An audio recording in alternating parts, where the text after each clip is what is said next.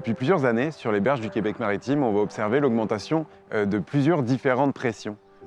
On va pouvoir par exemple observer une augmentation du niveau marin, une diminution du couvert de glace durant les hivers et une augmentation de la fréquence et de l'intensité des tempêtes. Ça va avoir des grandes conséquences sur notre littoral puisque certaines zones vont subir de l'érosion parfois vraiment accrue. Et c'est d'autant plus un problème chez nous que la plupart de la population vit au bord de la mer. Nos infrastructures, nos routes sont situées en proximité, voire immédiatement au bord des berges du Saint-Laurent. On a vraiment un besoin urgent d'agir pour se rendre plus résilient, plus résistant face à ces aléas côtiers. Les propriétaires de terrains sur le bord de la mer peuvent agir. Ils peuvent agir en travaillant sur la bande riveraine. En fait, la bande végétalisée qui est au bout de leur terrain, juste avant la plage, va avoir un rôle vraiment important. Et ces propriétaires-là peuvent déjà ne pas la tondre, mais aussi éventuellement la replanter.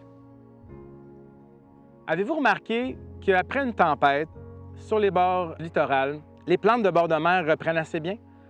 Elles se font ensevelir, arracher, détruire, mais après la tempête, elles repoussent.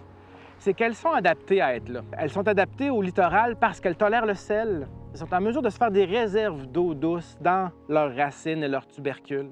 Et en plus, leur système racinaire peut retenir les sédiments contre justement les effets de l'érosion côtière.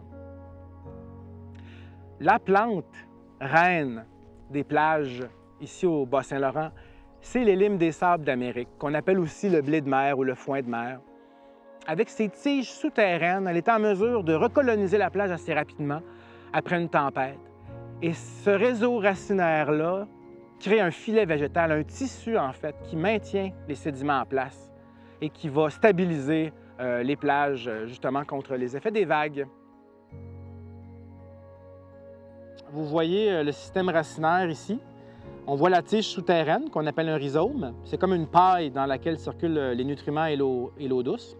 Donc, le plan mer qui est ici envoie des nutriments à ces copies, à ces clones en fait, qui vont repousser et faire des nouvelles tiges et des nouvelles feuilles. Ça crée un filet végétal vraiment efficace.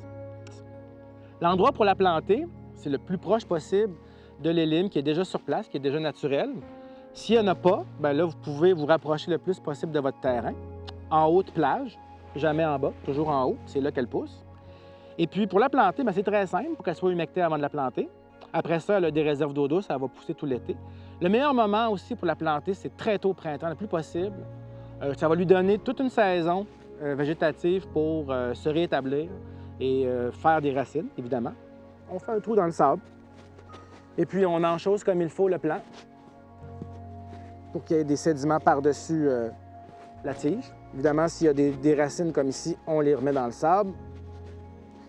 Puis, pour en planter plusieurs, parce qu'évidemment, une seule n'aura pas un impact énorme sur la rétention du sol, donc on en plante plusieurs. C'est de les planter une à côté des autres, à peu près à 25-30 cm de distance, puis d'y aller en triangle pour faire ce qu'on appelle une quinconce.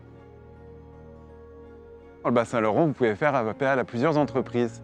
Vous allez pouvoir par exemple contacter les Jardins de Métis ou Projet Littoral qui vont pouvoir vous fournir des plans et si jamais vous avez besoin de conseils, ils vont pouvoir vous en fournir et nous aussi, le Comité ZIP du Sud de l'Estuaire, vous pouvez nous joindre à cet effet-là. On sera content de vous en donner des conseils.